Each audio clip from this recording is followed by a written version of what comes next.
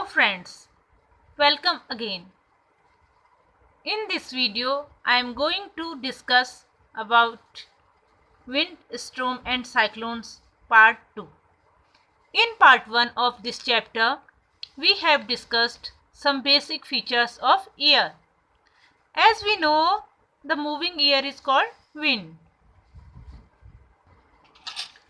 The basic features or characteristics of air are as air exerts pressure and high speed winds are accompanied by reduced air pressure and air expands on heating and even all hot air rising up. So the wind currents are generated due to the uneven heating on the earth, which is based on the characteristic of air. So first we understand how the uneven heating between equator and poles. As we know, the equator gets maximum heat from sun and the air of this region gets warm easily. यहाँ सन से अच्छी heat आएगी तो ये यहाँ की air जल्दी गर्म होगी और ये रेज अप होगी, ऊपर को उठेगी. And these are polar region में हीट सन से कम मिलती है तो यहाँ की एयर ठंडी रहती है. तो यहाँ एयर रेज अप हुई, ऊपर उठी, तो इसका प्लेस लेने के लिए पोलर रीजन से एयर आती है. तो इससे अर्थ अनइवन हीटिंग हुई, यहाँ कम गर्म, अधिक इक्वेटर में ज़्यादा गर्म होता है और पोलर रीजन में अर्थ कम गर्म होती है. तो इससे विंड करंट बनता है. यहाँ की एयर उठी, इससे एयर में रोटेशन होता है. So in this way the wind currents is set up from the poles to the warmer latitudes. ऐसे होता है. तो या तो पोल से यहाँ उठेगी या फिर नॉर्थ साउथ डायरेक्शन से, from the north to south और from south to north. Change in direction is caused by the rotation of the earth. Earth rotate होती है, इसके कारण डायरेक्शन, जो विंड डायरेक्शन चेंज होता है अर्थ के रोटेशन से होता है. As we know the uneven heating of land and water. This is also a cause of wind current. We discuss about the sea breeze and land breeze in chapter 4. हम ये sea breeze land breeze में पढ़ा है. When earth heated, the earth जब गर्म होती है तो sea breeze चलती है, ठंडी हवा, वाटर कम गर्म होता है, वहाँ से हॉट ठंडी हवाएं लैंड की ओर आती हैं. This figure shows the sea breeze and this figure shows land breeze. At night when earth cooled easily, the land breeze takes place. इसी तरह समर सीजन में इक्वेटर से ज़्यादा गर्म हो जाते हैं लैंड. इक्वेटर के land warm up faster than most time of the temperature of the land is higher than the water in the ocean. Land का समर में जल्दी गर्म हो जाता है, इक्वेटर पर ज़्यादा गर्मी होती है. तो हमारे अर्थ में वाटर भी है, इसलिए वाटर धीरे गर्म होता है. तो air over the land gets heated and raise up. यहाँ की एयर गर्म हुई और उठी, इसका प्लेस लेने के लिए सी से, ओशन से विंड्स आती हैं जो अपने साथ वाटर ड्रॉपलेट्स भी लाती हैं. तो इसे ये वाटर ड्रॉपलेट्स आती हैं, ये इनको ही हम मॉनसून विंड्स कहते हैं. Okay, the word monsoon is derived from the Arabic word मौसम which means season. ठीक है, while in winter the direction of the wind flows gets reversed. Winter में लैंड जल्दी ठंडी होती है जबकि वाटर ठंडी होती है, तो इससे इसका डायरेक्शन चेंज हो जाता है, लैंड से ओशन की ओर को विंड से चलती है. The monsoon winds carry water and rain, it rains. Monsoon की हवाएं जो अपने साथ गर्मियों में उठती हैं, मई जून में आपने देखा होगा, तो वो अपने साथ वाटर लाती हैं, इसको मॉनसून विंड्स कहते हैं. We can understand this by this figure also, this phenomenon by this figure. ये देखिए यहाँ से मॉनसून विंड्स आ रही हैं. This here is ocean and in this is of summer season and this is of winter season. The winds from land to sea. Okay. वैसे तो rains आने से फार्मर्स वगैरह बहुत खुश होते हैं, हमें बहुत अच्छा लगता है, but sometimes rain often create problems. Problem हो जाती हैं जब ज़्यादा बारिश होती है, इससे बाढ़ वगैरह आती है, बहुत परेशानियां हो जाती हैं, प्रॉब्लम्स क्रिएट हो जाती हैं.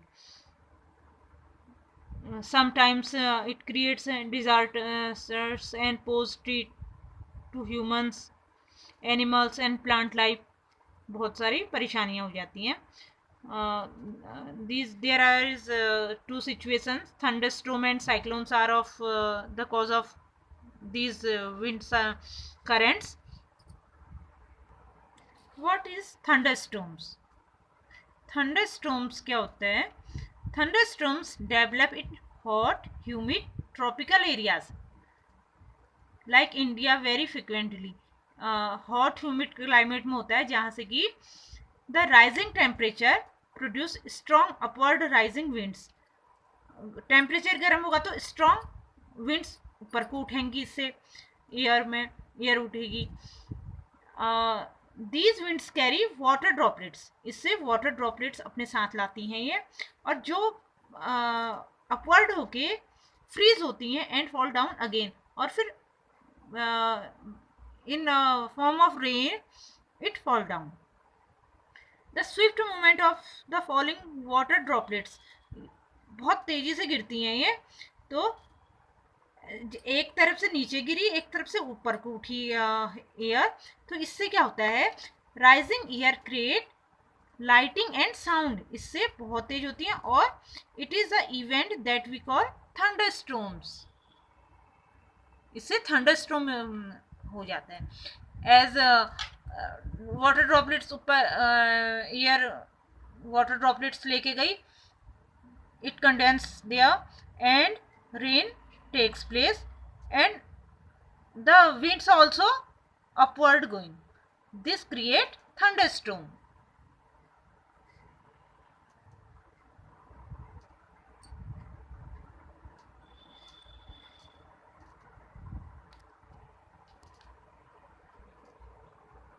यही थंडरस्टॉर्म साइक्लोन का फॉर्म ले लेता है. कैसे? जब water takes up heat, water heat लेता है, इससे एटमॉस्फेयर में ये वाटर वेपर में चेंज हुआ और क्लाउड्स बने. It has a lot of heat. अब जब वाटर वेपर चेंज होगा बैक टू रेन ड्रॉप्स में, कंडेंस हुआ, वाटर में चेंज हो गया, रेन ड्रॉप्स बन गया, तो इसमें जो हीट थी वो रिलीज होती है एटमॉस्फेयर को.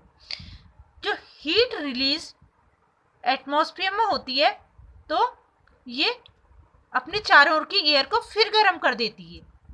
हीट रिलीज हुई, the air tends to rise and cause a drop in pressure. इससे फिर हवा गर्म होगी और प्रेशर गिर जाएगा. विंड्स की स्पीड बढ़ी तो एयर की स्पीड बढ़ी, प्रेशर कम हो जाता है. More air rushes to centre of the storms. This cycle is repeated. ये साइकिल बार बार रिपीट होते रहता है. जैसे एयर वाटर वेपर लेके आई, हीट रिलीज हुई, फिर विंड एटमॉस्फेयर में रिलीज हुई, फिर एयर गर्म हो गई, इससे कि ऐसे ये इसका साइकिल बनता रहता है। The chain of events ends with the formation of very low pressure, इससे कि प्रेशर कम हो जाएगा, इस बढ़ेगी तो system with very high speed winds, इससे विंड की स्पीड बहुत ज़्यादा हो जाती है, रिवॉल्विंग अराउंड इट, उसके चारों ओर। It is this weather condition that we call cyclone, इससे साइक्लोन बनता है। इसके लिए वेदर के फैक्टर्स हैं, wind speed, wind direction, temperature, humidity, ये सभी इसके फैक्टर कंट्रीब्यूट करते हैं साइक्लोन्स बनाने में। This is a figure of formation of cyclone का फिगर है ये। तो cyclones can be very destructive, ये बहुत नुकसान करने वाले होते हैं। Strong winds push water towards the shore even if the storm is hundreds of the kilometers away. The water waves produced by wind are so powerful that a person cannot overcome them. ये बहुत होती हैं. It appears like a water wall moving towards the shore. Continuous heavy rainfall may further worsen the flood situation. Floods आ जाते हैं और the cyclones can damage houses, telephones and other communication system. बहुत trees etc are caused, loss of life and property also. Cyclones बहुत destructive होते हैं. The cyclones are known in different part of the world in different names. It calls hurricanes in American continent and Philippines Japan में it is known as typhoon or tornado, also known in different parts of world. These are shown in this figure. This is a figure of image of tornado. It is a funnel shaped cyclone, or we can say cone shaped.